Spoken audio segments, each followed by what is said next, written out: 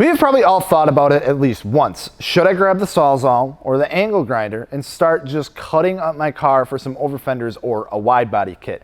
With the massive popularity of wide body cars today, it's actually no surprise if that thought has crossed your mind. Welcome everyone, I'm Jels from Fitment Industries, and today we're going to be going over what makes certain cars a good car to snag if you're looking to install a wide body kit. If you haven't done so already, please don't forget to subscribe. It helps us out a ton.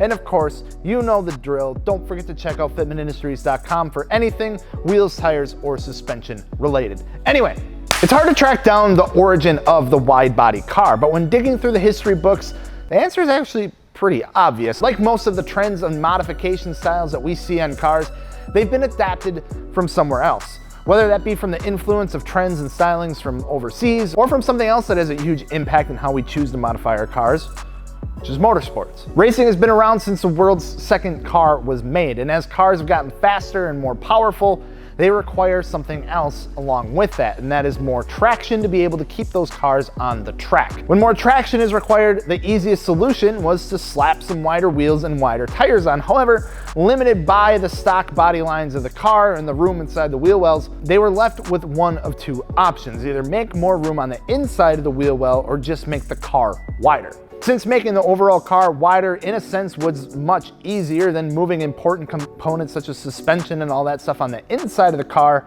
the wide body was the obvious choice. If you look at motorsports in the 80s and 90s, you'll see that circuits were littered with some of the craziest wide body versions of the cars that we now know and love. They were low, they were boxy, and they were wide as f***. Throughout the last few decades, manufacturers and car enthusiasts have adapted the same styling and technology to their own cars. And even though the styling itself may have changed throughout the last, 20 to 30 years like anything would, the principles really stayed the same. Wide body cars have become extremely popular with pre-manufactured kits almost readily available to install on your own car. So now you may be sitting here watching this video thinking that you want to wide body a car, but may be wondering what cars are going to be like the best solution or the best candidate for that. When it comes down to what makes a car a good candidate for a wide body kit or just over fenders or whatever you might do, there are a few things to keep in mind. The absolute first thing that you're going to need to keep in mind when looking to wide body a car is that it's going to be a permanent modification. Wide bodying a car requires cutting and removal of parts of the original fenders, meaning that once you make that first cut, once you dig that tool into the side of your car, there's really no going back. Unless you want to spend a ton of money to, like weld in some stock body panels and all that sort of stuff. And I know you're probably sitting there thinking like, yeah, no Gels, but hear me out. This is a permanent modification, meaning that if you're looking to wide body a car that would originally, like appreciate or grow in value, or that you plan on selling in the near future, be prepared for that value of that car to just plummet. Just like most aftermarket modifications, they don't add value to your car, even though you are sticking more money into it.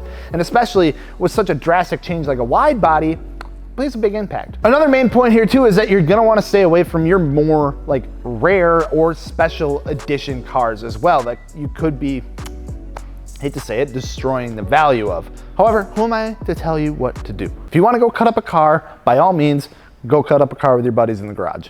Because wide bodies have become so popular, there are a ton of manufacturers that are making kits for a huge amount of cars. Companies like Rocket Bunny, Liberty Walk, and Veris being among some of the most popular that you can get your hands on. Ideally, you're going to want to go with a car that companies like these are producing kits for, as it's going to be your easiest route to actually wide body a car. Before these kits were available or even a thing, it required people to build them from their own procedures and their own materials out of fiberglass or other composite materials to create their own custom wide body kits for their vehicles. As you can imagine, it's a process that's very time consuming and potentially very expensive, that will force you to learn a lot of new skills if you haven't done it already. And if that's something that you aren't just ready to dive kind of headfirst into, recommend going with the manufactured kit. It makes the entire process just that much easier, and usually only requires some filling and sanding to get the kit to fit perfectly. With all of that being said, there are some cars that can just take both of these things into consideration and end up being some pretty fantastic cars to throw a wide body on. The first and probably most obvious car that would come to mind is the FRS BRZ in '86. With multiple companies making kits and often multiple different variations of kits and different versions, they have become arguably the most modified and wide body car of today. They can be picked up for relatively pretty cheap, which leaves a lot of room for the cost of, actually installing the kit and everything that needs to go with it, such as the wheels and the tires and the wrap and the paint, all that sort of stuff. That's all going to go into making a completed car. The Nissan 350Z is also another fantastic platform to throw a wide body kit on, as well as with them you can fit some insanely wide wheels on these cars. 350Zs are available pretty much everywhere and they're like a dime a dozen. Again, making them a fantastic entry-level platform that has a ton of wide body kit options already available for them.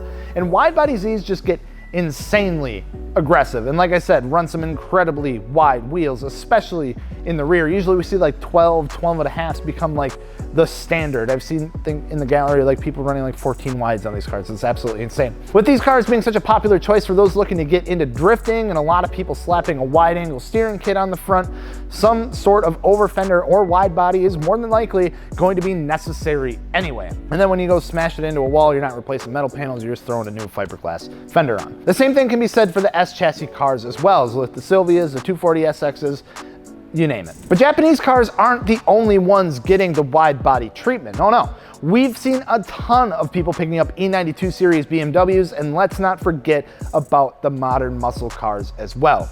335i's, new gen Mustangs, and the Dodge Challengers, just among some of the more popular ones. What it comes down to is if you're into wide body cars, you could agree that almost anything would look good with a wide body kit on it. But when it comes down to the best cars to wide body, the factors of the cars themselves having kits made for them already can be picked up easily, and it would be a car that you won't be afraid of like cutting up and potentially making a mistake that you're gonna have to cover up anyway.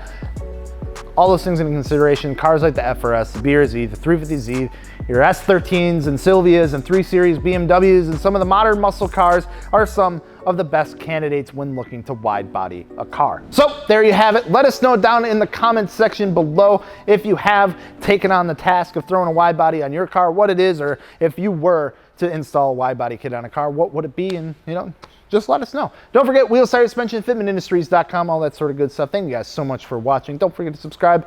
We will see you later. Peace.